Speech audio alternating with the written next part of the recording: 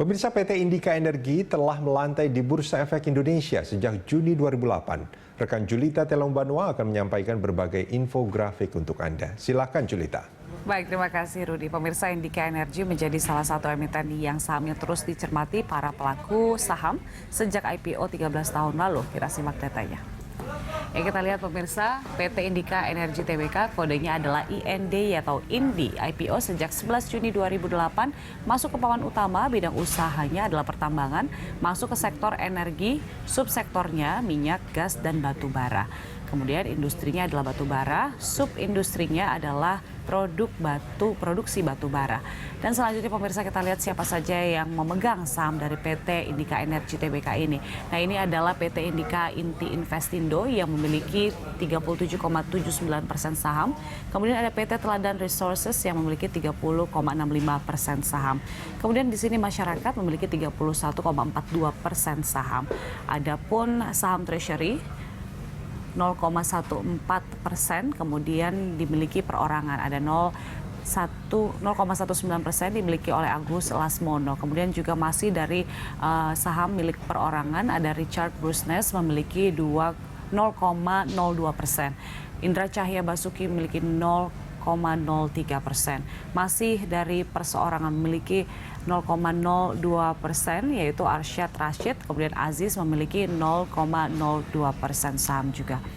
Dan selanjutnya pemirsa, kita lihat bagaimana pergerakan saham INDI ini sejak awal tahun, tepatnya pada bulan Januari tanggal 13 ada di harga 1.920. Kita lihat ini turunnya cukup signifikan di akhir Januari di 1.410. Kemudian kembali naik pada bulan Februari di 1.550. Kita lihat hingga Maret turun kembali ke angka 1.400. Naik sangat signifikan dari Maret ke 27 Maret ini menjadi 1.710, kemudian kembali turun hingga pada tanggal 12 April tercatat di harga Rp1.415 per lembar saham. Ya, itu dia sejumlah informasi yang dapat saya sampaikan. Kembali ke Rudi. Baik, terima kasih Julita. Dan pemirsa, dialog kita lanjutkan kembali masih bersama Yanson Nasrial. Mas Yanson. Ya, Pak Rudi. Ya, tadi kalau kita melihat grafik yang disampaikan rekan Julita untuk kinerja saham INDI itu di awal tahun nampaknya cukup diapresiasi oleh pasar ya, hampir menyentuh 2.000. Ya. Tapi kemudian turun dan di Maret sempat ada di level 1.700. Tapi terakhir ini kembali ke level 1.400-an. Bagaimana membacanya nih Mas Yanson? Sebenarnya laporan keuangan yang tidak begitu bagus sudah terrefleksikan ya di saham di saham sekarang ya, di harga saham sekarang. Jadi artinya downside-nya juga sudah terbatas.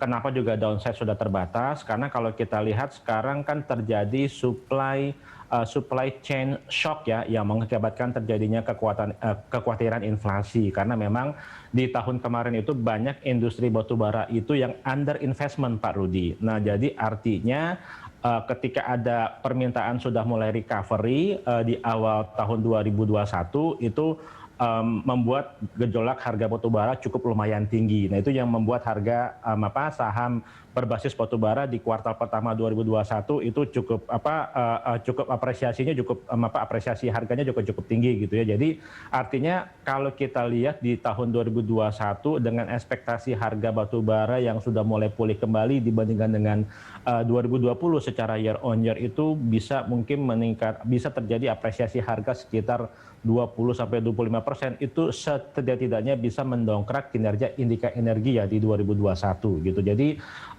artinya dengan harga saham yang sekarang ini di level-level 1.300 ataupun 1.400 itu saya rasa downside-nya sudah terbatas, dan juga dari sisi valuasi PBV-nya Indika Energi itu paling murah sebenarnya dibandingkan dengan pemain batubara lainnya. Walaupun kalau dari kadar utang memang termasuk paling tinggi, tetapi dengan setidak-tidaknya mendiversifikasikan revenue stream-nya ke industri renewable energy, saya rasa itu Indika masih mempunyai prospek yang cerah ke depannya gitu. Karena sekarang Adaro Energi juga sudah mulai merambah ke renewable energy gitu ya, dengan joint venture dengan perusahaan Prancis gitu. Jadi seperti kekhawatiran Pak Rudi tadi, Apakah teknologinya kita bisa aplikasikan di sini? Bisa, dengan salah satunya joint venture atau kita mencaplok tenaga ahli dari luar negeri gitu, Pak Rudi. Oke, Gitu. baik. Ini dengan situasi dengan kinerja saham yang seperti itu bagi pelaku pasar, rekomendasi Mas Jansen apa? Masih buy on weakness sih Pak Rudi, karena downside-nya juga sudah terbatas. Oke.